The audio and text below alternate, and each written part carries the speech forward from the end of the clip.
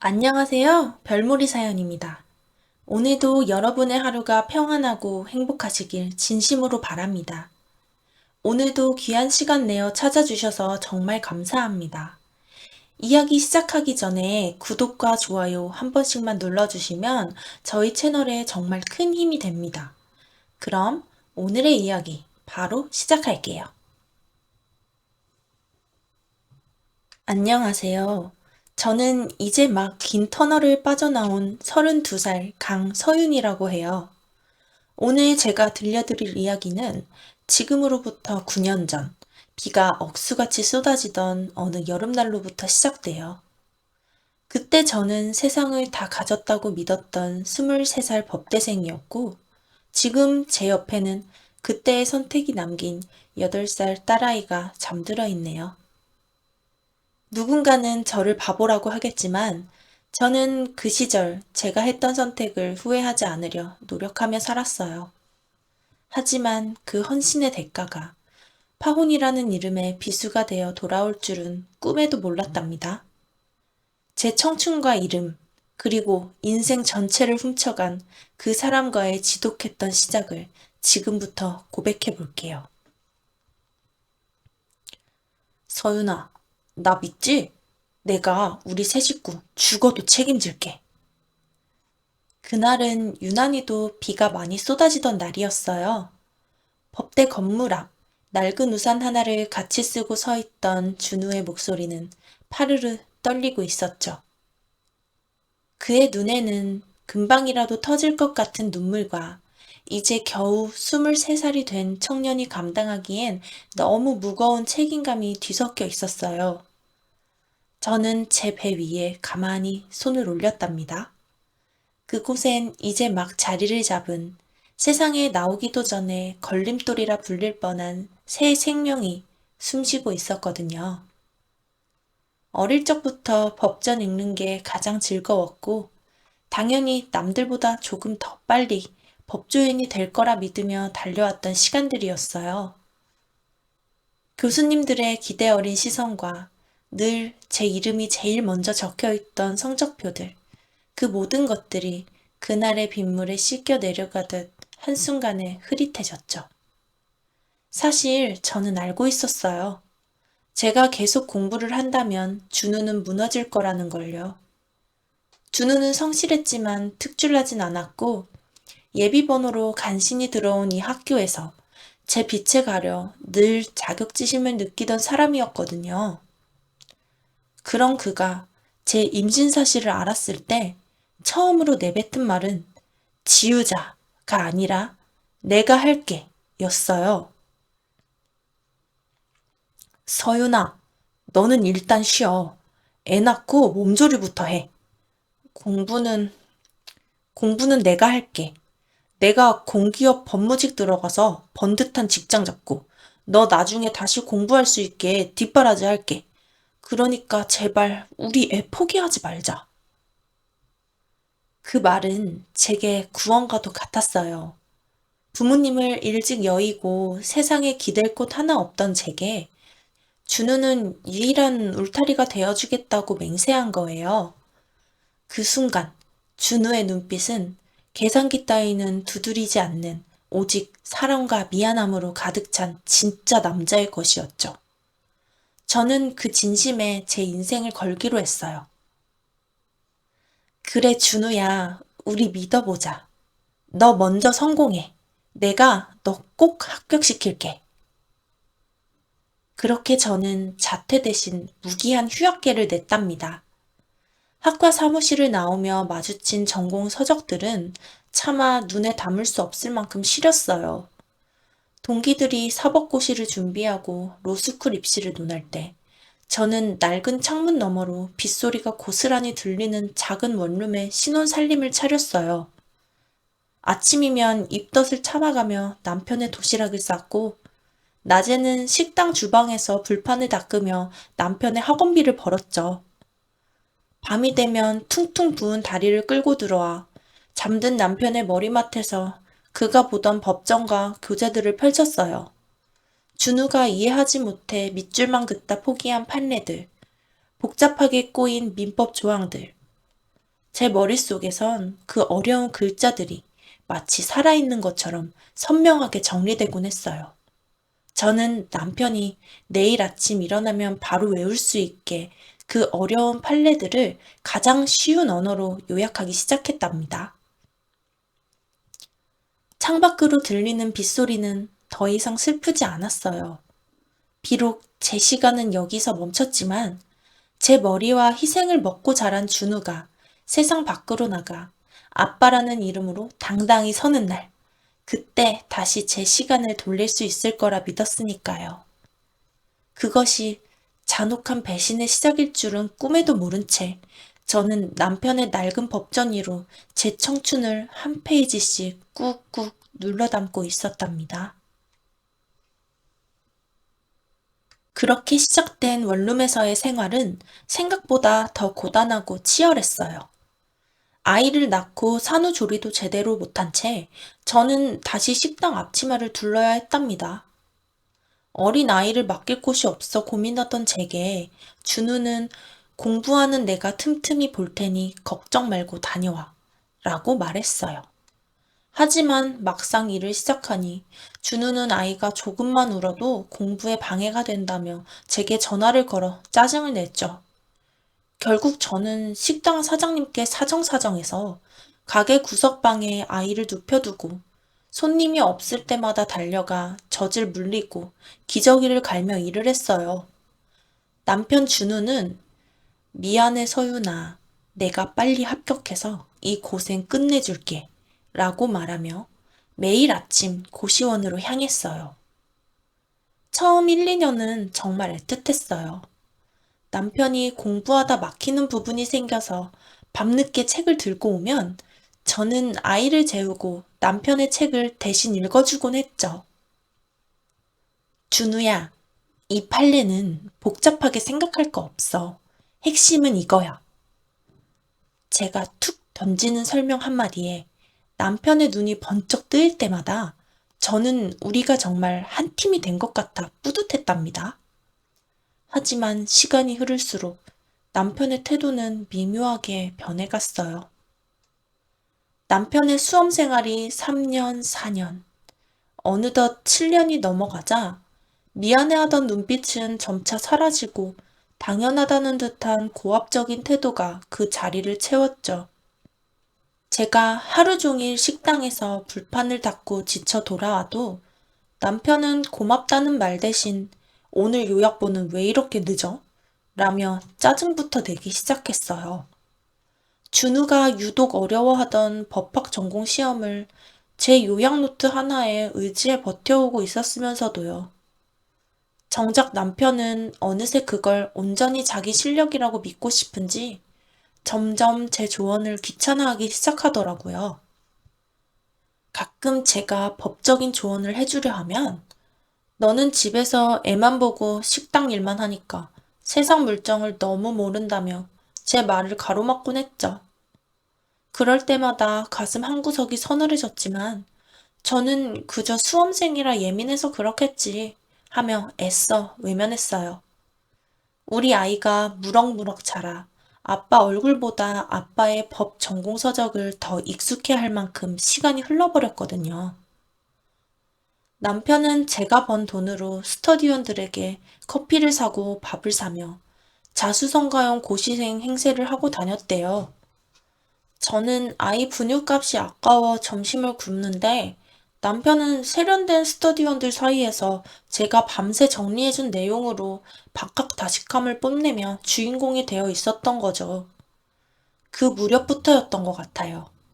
남편의 휴대폰이 잠겨있기 시작하고 외박이 잦아진 게요. 스터디가 늦게 끝났다는 남편의 옷깃에서 제가 모르는 향수 냄새가 날 때마다 저는 심장이 내려앉는 기분이었어요. 그래도 참았어요. 아니, 참아야만 했어요. 우리 아이에게 공기업 다니는 번듯한 아빠를 선물해주고 싶은 마음, 그리고 제 20대 청춘을 다 바친 희생이 헛되지 않기를 바라는 절박함 때문이었죠.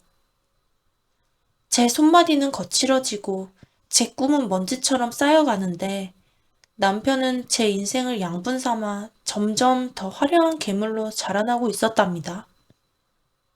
남편이 합격만 하면 이 모든 지옥 같은 의심과 고통이 끝날 줄로만 믿었던 저는 참 어리석은 여자였어요. 남편의 수험 생활이 7년을 넘어가던 그 마지막 해였어요. 어느 날 남편이 이번엔 진짜 마지막이라는 생각으로 강남에 있는 유명한 면접 스터디를 등록하고 싶다고 하더라고요. 그 학원비랑 스터디 비용이 만만치 않았지만 저는 아이 학습지도 미루고 식당에서 야간 타임까지 뛰어가며 그 돈을 마련해 줬답니다. 그게 제 등을 찌를 칼날을 갈아주는 돈이 될 줄은 꿈에도 모른 채로요. 강남으로 스터디를 다니기 시작하면서 남편은 눈에 띄게 달라졌어요. 후줄근한 티셔츠 대신 제가 무리해서 사준 셔츠를 다려 입고 나갔고 신발도 늘 깨끗하게 닦아 신었죠. 저는 그저 우리 남편이 이제야 자신감을 좀 찾는구나 싶어 내심 기뻤답니다. 그런데 어느 날부턴가 남편이 밤늦게 돌아와서 아이를 안아주지도 않고 바로 화장실로 직행하더라고요.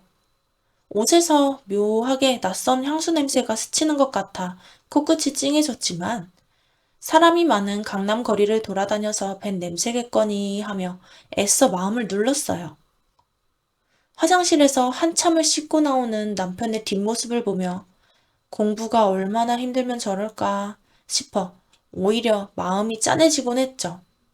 하루는 남편이 잠든 사이 머리맡에 놓인 휴대폰에 불빛이 번쩍였어요. 슬쩍 보니 수정이라는 이름으로 메시지가 하나 와 있더라고요. 오늘 고마웠어요.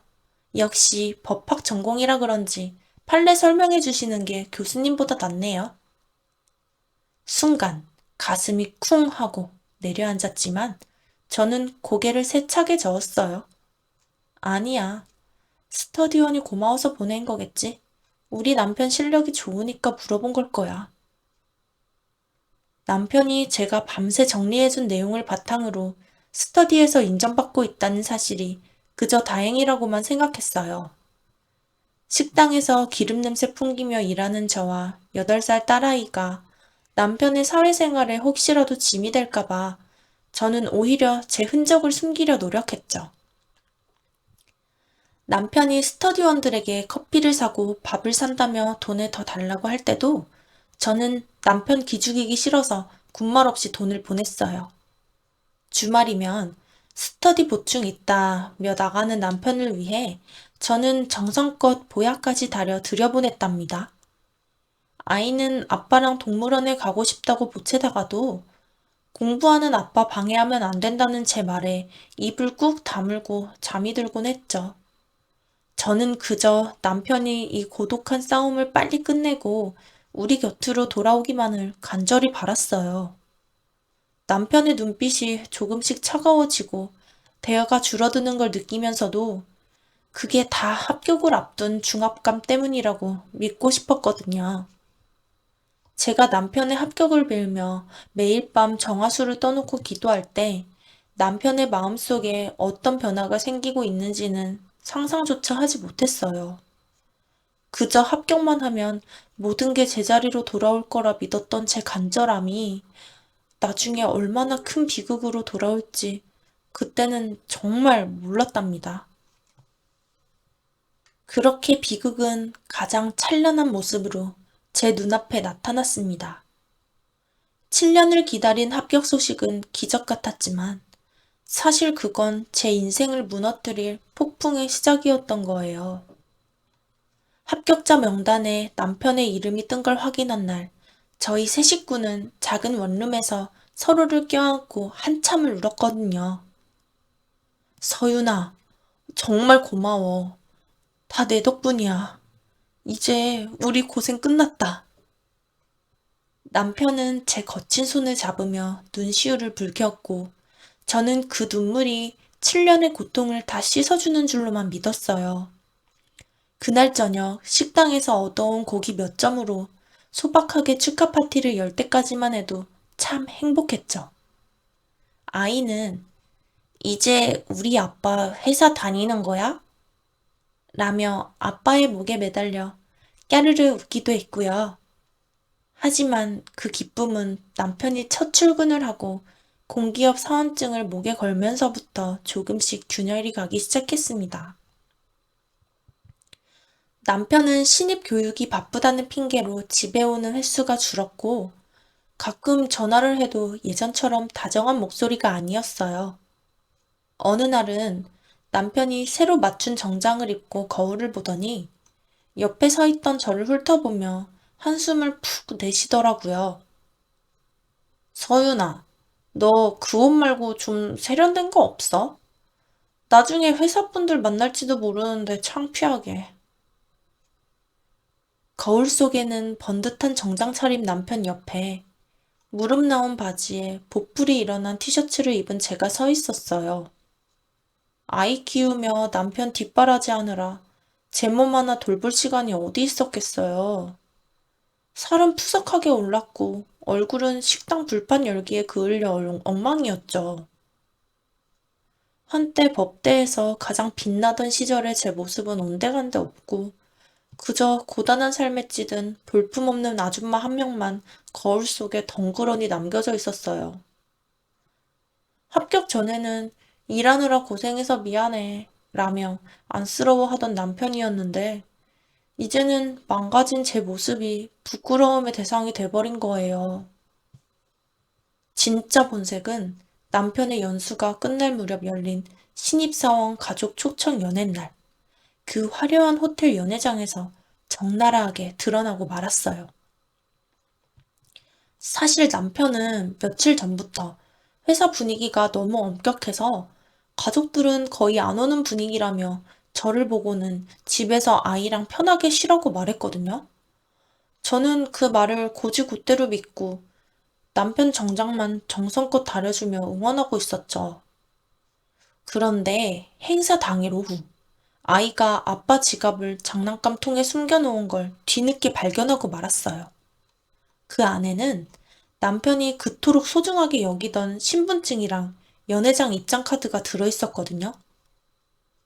중요한 자리에서 남편이 곤란해질까봐 걱정되는 마음에 저는 아이를 이웃집에 잠시 맡기고 서둘러 호텔로 달려갔습니다. 행여나 늦을까봐 숨이 턱끝까지 차오른 채로 연회장 입구에 도착해 남편을 찾아 전화를 걸었어요.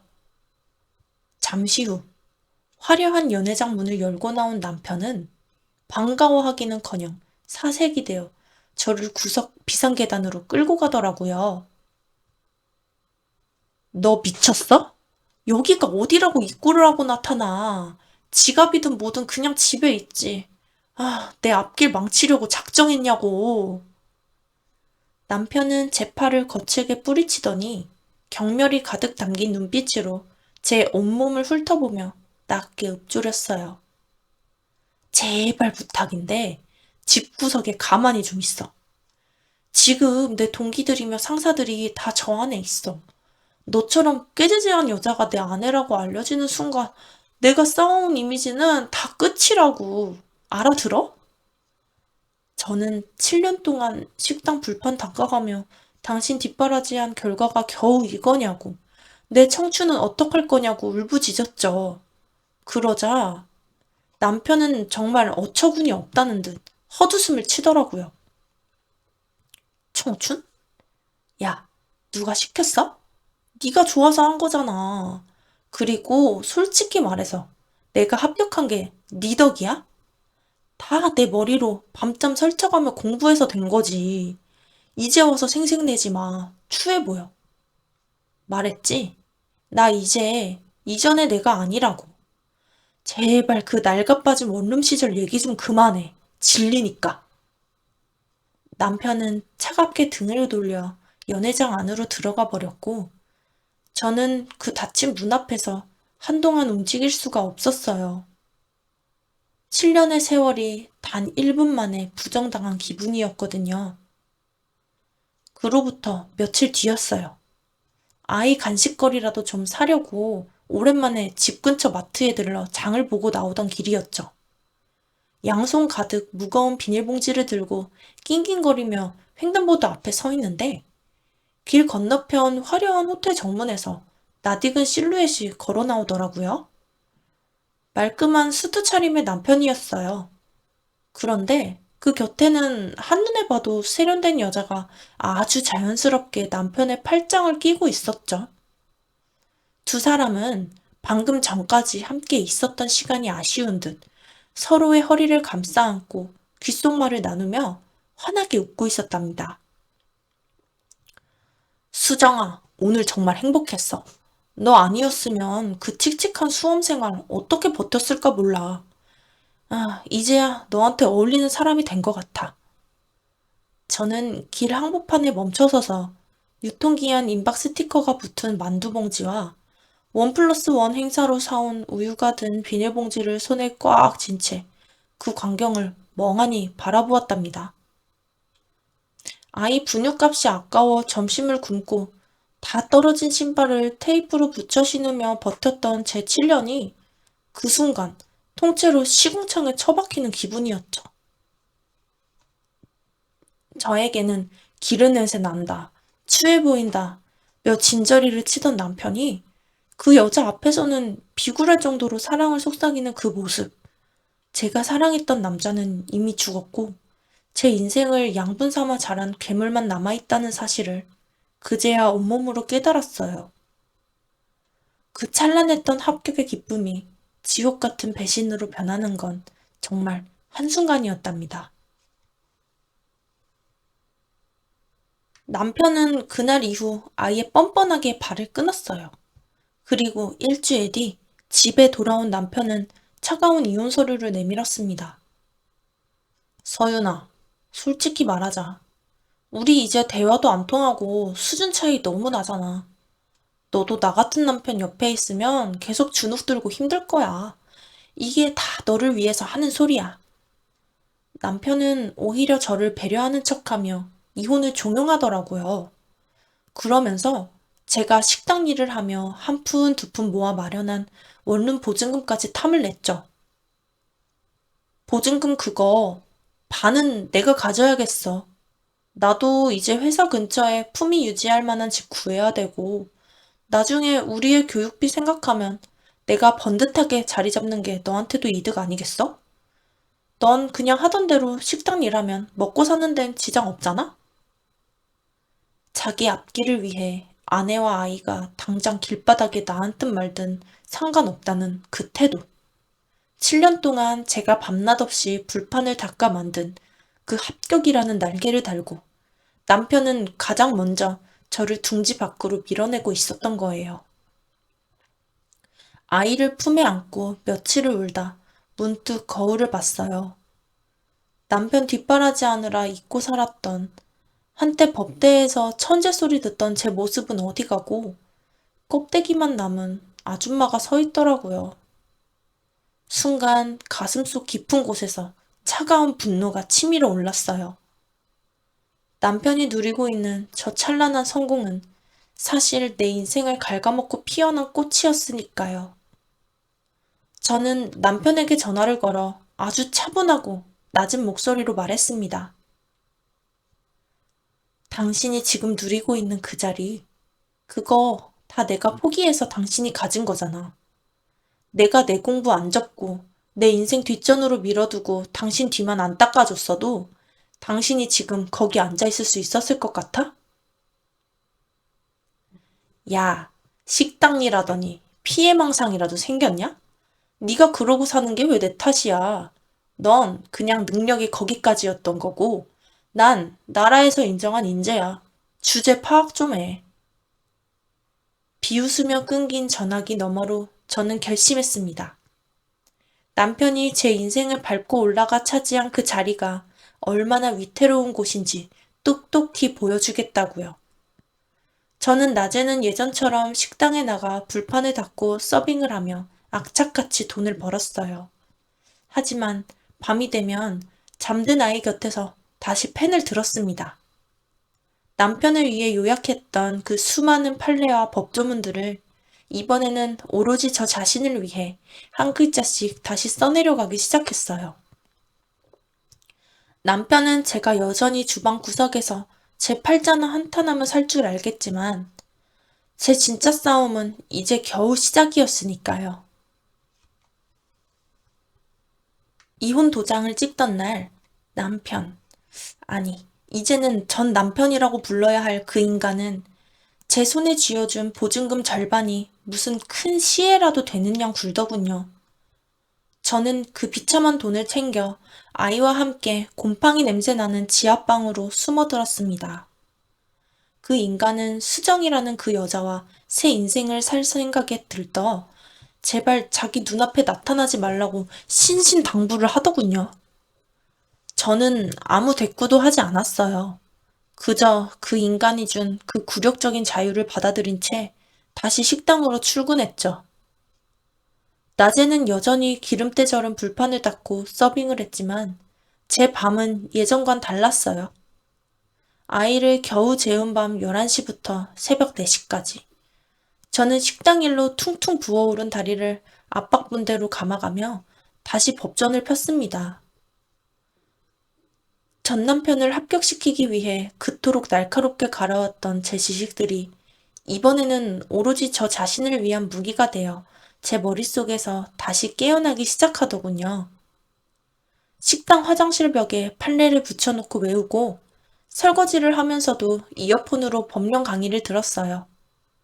손가락 끝이 세제에 불어 터지는 동안 제 머릿속에는 그 인간의 성벽을 무너뜨릴 가장 정교한 설계도가 그려지고 있었죠. 그렇게 1년 뒤, 저는 모두가 불가능하다고 했던 상급기관 전문 감사관 채용 시험에 수석으로 합격했습니다. 그토록 꿈에 그리던 조사관증을 목에 걸었지만 저는 서두르지 않았어요. 합격 후 약 6개월의 수습기간 동안 감사 시스템에 기록된 수만 건의 데이터와 원칙 사이의 괴리를 집요하게 파고들었습니다. 누군가를 지목한 게 아니라 무너진 원칙의 조각들을 하나씩 맞춰나가다 보니 그 끝에 필연적으로 그 인간이 서 있게 만든 겁니다. 법과 규정이라는 촘촘한 그물망을 던져놓고 그 인간 스스로 그 안에 걸어 들어올 때까지 저는 숨을 죽이고 기다렸을 뿐이죠. 마침내 모든 데이터가 단 하나의 방향을 가리키던 날, 저는 상부의 승인을 받아 기습적인 현장 감사를 결정했습니다. 어느 월요일 오전, 저는 차가운 감사관 증표를 가슴에 달고 팀원들과 함께 그 인간이 다니는 공사의 사무실 문을 박차고 들어갔습니다. 수정이라는 그 여자와 찍은 웨딩 사진을 책상에 두고 동료들과 웃으며 커피를 마시던 그 인간의 모습이 한눈에 들어오더군요. 저는 단 한치의 흔들림도 없는 목소리로 사무실 전체를 압도했습니다. 현 시간부로 채용 비리 의혹 관련 특별 현장 감사를 시작합니다. 모든 직원은 PC에서 손을 떼고 자료 제출에 협조해 주십시오. 순식간에 얼어붙은 사무실 분위기 속에서 사색이 되어 저를 바라보던 전 남편의 얼굴. 제가 누구인지 확인하고는 들고 있던 커피잔을 떨어뜨리는 그 비겁한 손을 보며 저는 1년 넘게 삼켰던 눈물을 대신해 아주 서늘한 미소를 지어 보였습니다. 사무실은 순식간에 아수라장이 되었습니다. 전 남편은 영혼이 빠져나간 사람처럼 입을 벌린 채 굳어버렸죠. 저는 그 인간의 당황한 기색 따위에는 안중에도 없다는 듯 팀원들에게 서류 압수와 하드디스크 복사를 지시했습니다. 서윤아, 네가 어떻게 여길... 그 인간이 제 팔을 붙잡으려 다가오며 비겁하게 속삭이더군요. 저는 그 손을 차갑게 쳐내고는 그의 가슴에 달린 사원증을 무심하게 툭 치듯 훑으며 사무실 전체에 들리도록 차갑게 대꾸했습니다. 김준호 대리님, 조사 중인 감사관에게 신체 접촉은 삼가시죠. 할 말이 있다면 정식 조사 절차를 밟으세요. 그제야 주변 동료들의 시선이 전 남편의 명찰과 제 얼굴을 번갈아 보며 웅성거리기 시작했습니다. 당당하게 고개를 들고 다니던 그의 어깨는 전 직원이 지켜보는 가운데 눈에 띄게 쪼그라들었죠. 오후가 되어 공사 내부에 마련된 임시조사실. 저는 책상 하나를 사이에 두고 피조사자가 된 전 남편과 마주 앉았습니다. 팀원들이 잠시 자료를 확인하러 나간 사이 단 둘만 남게 되자 그 인간은 현실을 부정하며 책상을 내리쳤습니다. 이게 말이 돼? 야, 한서윤, 너 식당에서 불판 닦던 애잖아. 너 어제까지만 해도 주방에서 기름 냄새 풍기던 아줌마 아니었냐고. 아, 꿈이야. 이건 말도 안 되는 꿈이라고. 네가 무슨 수로 1년 만에 감사관이 돼? 어디서 가짜 자격증이라도 사온 거 아니야? 저는 턱을 개고 그 인간의 추태를 지켜보다가 아주 낮은 목소리로 한마디를 툭 던졌습니다. 말 조심하세요, 김준우 씨. 여기는 당신 안방이 아니라 엄연한 법적 권한이 집행되는 조사 현장입니다. 당신이 함부로 내뱉는 그 말 한마디 한마디가 전부 기록되어 본인에게 불리한 증거로 남게 될 텐데 감당할 수 있겠어요? 제 서늘한 경고에 그 인간은 마치 찬물을 끼얹은 듯 입을 꾹 다물며 몸을 떨기 시작하더군요. 저는 아주 차분하게 서류 한 장을 그 인간 앞으로 밀어넣었습니다.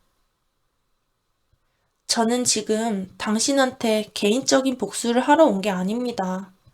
이 공사에 만연한 채용 비리를 뿌리 뽑으러 온 거죠.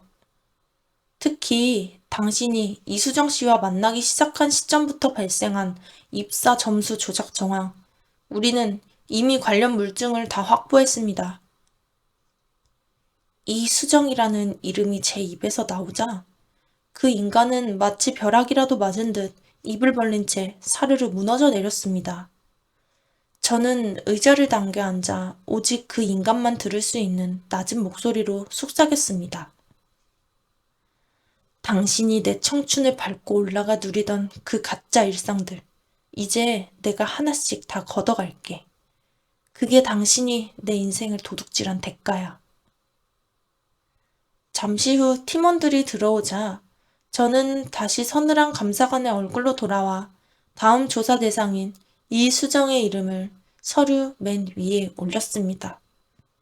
이수정.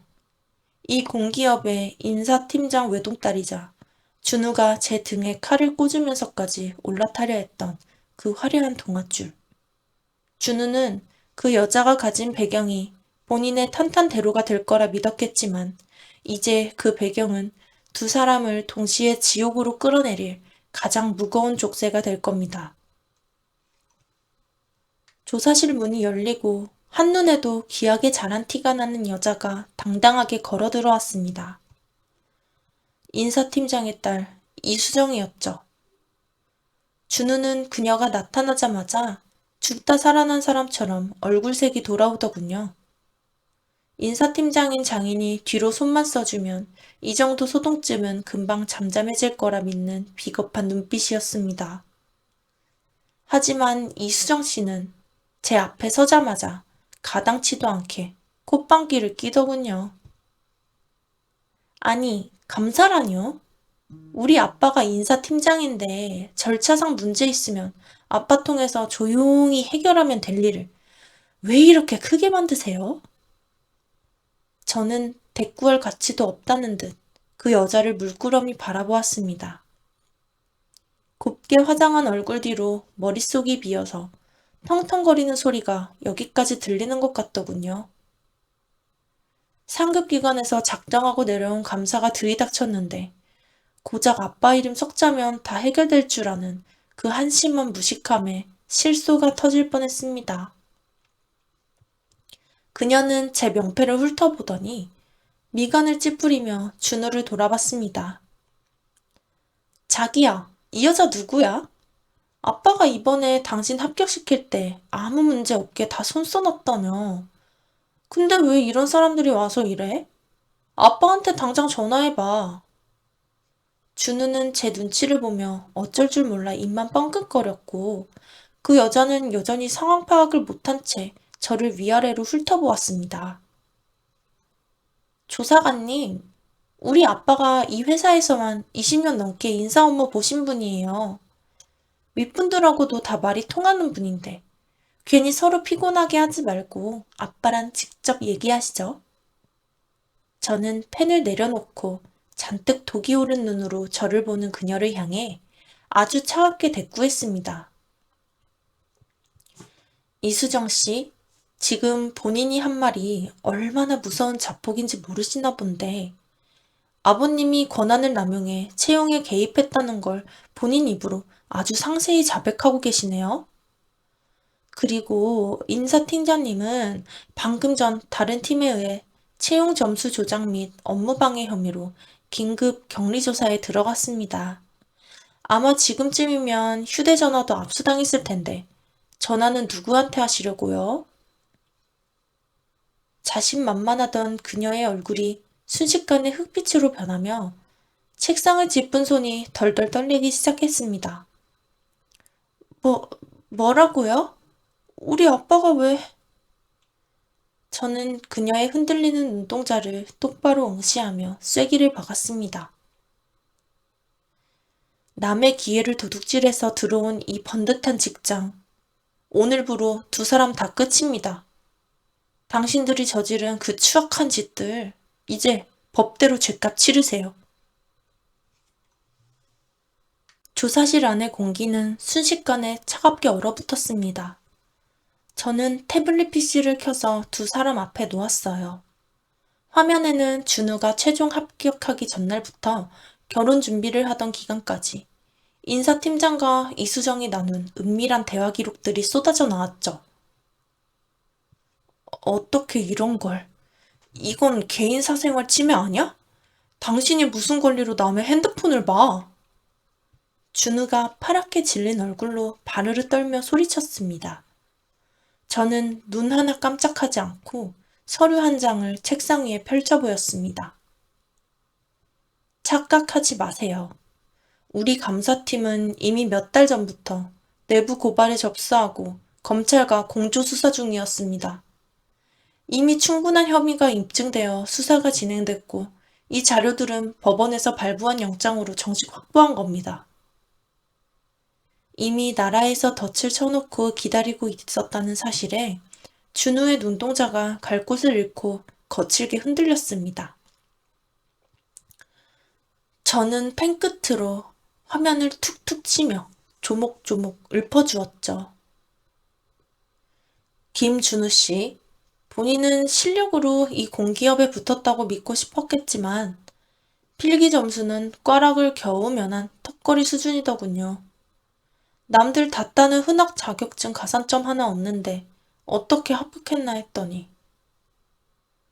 화면에 뜬 메신저 대화에는 이수정의 아버지가 면접관들에게 내 사위 될 사람이니 만점을 주라고 보낸 압박 메시지가 선명하게 박혀 있었습니다. 그리고 이수정 씨, 아버님 계좌로 들어온 정체불명의 뭉칫돈들까지 이미 빼도 박도 못할 증거들이 다 확보됐습니다. 이제 와서 사생활 따지며 부부 행세할 때가 아니란 뜻이죠. 조목조목 짚어주는 제 설명과 완벽한 증거들 앞에서 두 사람의 얼굴은 울그락불그락 변하다가 이내 똥을 씹은 듯 새파랗게 질려갔습니다. 아무 말도 못하고 헐떡거리는 두 사람을 보며 저는 아주 느긋하게 의자 뒤로 몸을 기댔습니다. 남의 인생을 짓밟고 세운 그들의 가짜 행복이 얼마나 모래성처럼 허무하게 무너지는지 그 꼴이 참으로 가관이더군요. 먼저 비명을 지른 건 이수정이었습니다. 부부라는 이름으로 묶여있던 끈끈함은 위기 앞에서 비명과 함께 끊겨나갔죠. 이게 다 당신 때문이야. 당신 실력이 그 모양이니까 우리 아빠가 무리하게 손을 쓴 거 아니야. 이제 어쩔 거야? 우리 아빠 감옥 가면 당신이 책임질 거야? 우리 아빠 잘못되면 당신 내가 가만 안 둬. 내 인생 어떡할 거냐고, 이 무등한 인간아. 방금 전까지 인꼬 부부처럼 굴던 여자는 온데간데 없고 독이 바짝 오른 뱀처럼 남편인 준우를 몰아세웠습니다. 준우 역시 더 이상 비굴하게 고개를 숙이지 않고 본성을 드러내며 맞받아쳤죠. 야, 이수정. 네가 먼저 아빠한테 말해서 다 해결해 준다며. 나보고 가만히 있으라며. 이제 와서 왜 나한테 다 뒤집어 씌워? 니네 아빠가 해먹은 게 어디 내 체형뿐이야? 그동안 뒤로 받아먹은 돈들 나도 다 불어버릴 줄 알아. 내가 혼자 죽을 것 같아? 조사실 안은 이제 비명과 욕설로 가득 찬 아수라장이 돼버렸어요. 저는 그 아비규환 속에서도 흐트러짐 없이 서류 한 뭉치를 더 꺼내 책상 위에 툭 던졌죠. 사실 이수정 본인 역시 실력으로 이 자리에 앉은 건 아니었어요. 아버지가 인사팀장이라는 권력을 이용해 가짜 경력을 만들어내고 남의 기회를 가로채 뒷구멍으로 들어온 부정채용의 또 다른 몸통이었던 거죠. 한 집안 전체가 남의 인생을 훔쳐서 가짜 왕국을 세우고 있었던 거예요. 자, 이제 쇼는 끝났습니다. 들어가시죠. 제가 팀원들에게 신호를 보내자마자 밖에서 대기하던 수사팀 형사들이 문을 박차고 들어왔어요. 형사들의 손에 들린 차가운 은색 수갑을 본 순간 수정은 바닥에 주저앉아 실성한 사람처럼 울부짖었죠. 아니야, 우리 아빠가 가만 안 둘 거야. 우리 아빠 불러줘. 아빠! 하지만 형사는 가차없이 그녀의 손목을 낚아채 수갑을 채우며 차갑게 대꾸했어요. 당신 아버님은 이미 10분 전 본사 주차장에서 뇌물수수 및 업무방해 혐의로 긴급 체포되셨습니다. 이제 아빠 찾으실 단계는 지난 것 같네요. 수갑이 채워지는 순간 수정이 들고 있던 수백만 원짜리 명품 가방이 바닥에 나뒹굴며 내용물들이 추하게 쏟아져 나왔습니다. 경찰에 붙들려 사무실 복도로 끌려 나오자 이미 소문을 듣고 모여든 전 직원의 시선이 두 사람에게 꽂혔어요. 불과 몇 분 전까지 로열 패밀리였던 부부는 고개도 들지 못하는 범죄자 신세가 되어 질질 끌려갔습니다. 그 옆에서 넋이 나간 채 가던 준우가 제 얼굴을 보더니 갑자기 무릎을 꿇으며 바짓가랑이를 붙잡으려 했어요. 서윤아, 서윤아, 내가 잘못했어. 제발 한 번만. 나 감옥 가면 우리 애는 어떡해. 너도 엄마잖아. 우리 애 봐서라도 이러면 안 되잖아.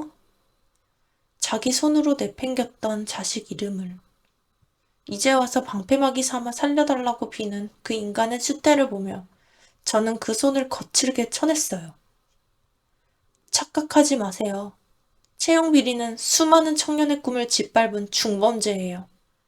게다가 당신 장인은 뇌물까지 받았으니 이제 당신들한테 남은 건 차디찬 감방 생활뿐이에요. 당신이 버린 건 나뿐만이 아니라 당신을 믿고 살았던 한 아이의 아빠라는 이름까지 포함되어 있으니까. 당신이 받아야 할 벌에 내 용서 같은 건 필요 없어요. 남의 기회를 도둑질하고 가정을 파괴한 그 대가 평생 감방에서 뼈저리게 느끼길 바랄게요. 경찰차 사이렌 소리가 마당을 가득 채우고 두 쓰레기가 차 안으로 처박히는 모습을 지켜보며 저는 아주 깊은 숨을 내뱉었어요. 1년 동안 제 가슴을 짓누르던 그 무거운 돌덩이가 비로소 가루가 되어 흩어지는 기분이었습니다. 사무실로 돌아와 서류를 정리하는데 책상 위에 놓인 딸아이의 사진이 눈에 들어왔어요.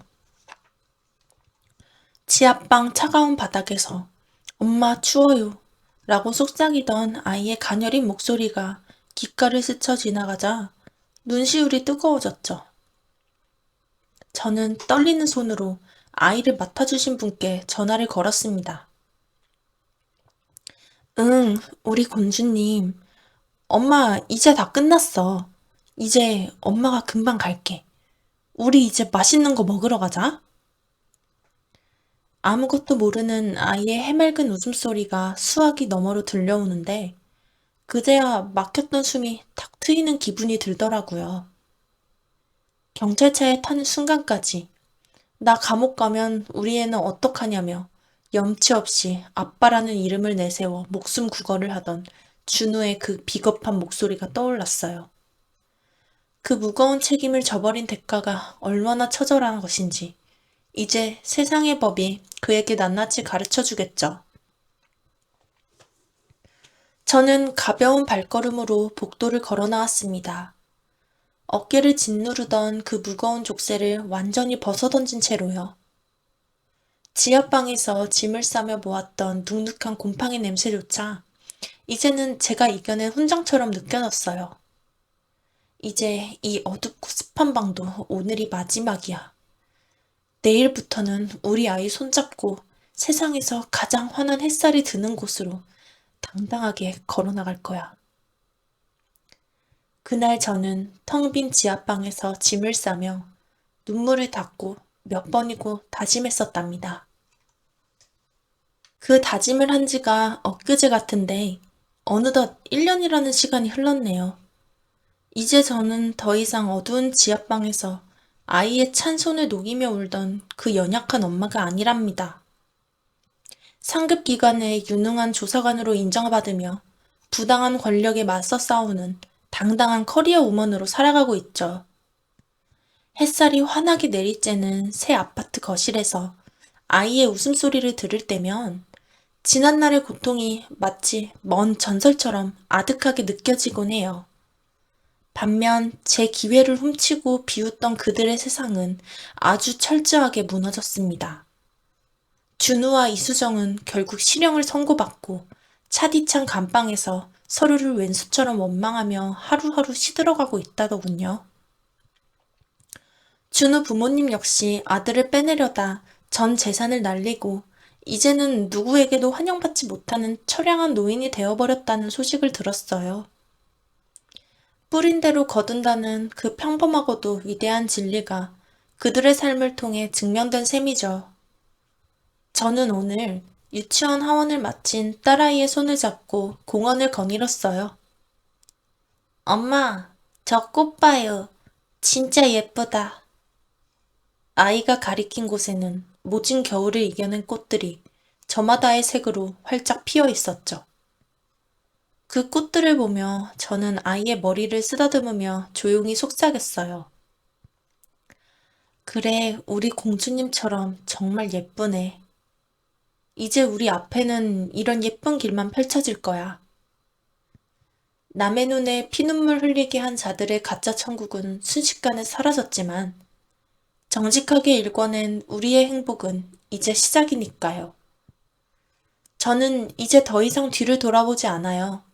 눈부신 햇살 속으로 사랑하는 제 아이와 함께 당당하게 걸어나갈 뿐이죠. 고통 뒤에 찾아온 이 평범한 행복이 제가 세상에 보여준 가장 완벽한 복수라는 걸 이제는 잘 알고 있거든요. 인생을 살다 보면 때로는 감당할 수 없는 폭풍우가 몰아칠 때도 있더라고요. 하지만 여러분, 남의 눈에 피눈물 흘리게 한 자들의 가짜 천국은 결국 모래성처럼 무너지게 되어 있답니다. 약한 이들의 꼼수가 당장은 이기는 것 같아도 결국 세상은 정직하게 자기 삶을 일궈온 사람들의 편을 들어주기 마련이니까요. 그러니 지금 혹시 힘든 시간을 보내고 계신 분들이 있다면 절대 포기하지 마세요. 어둠이 깊을수록 새벽은 멀지 않았고 정직하게 뿌린 씨앗은 반드시 눈부신 꽃으로 피어날 테니까요. 제 이야기가 누군가에게 작은 희망이 되길 바라며 저는 오늘 하루도 사랑하는 제 아이와 함께 활짝 웃으며 걸어갑니다. 감사합니다.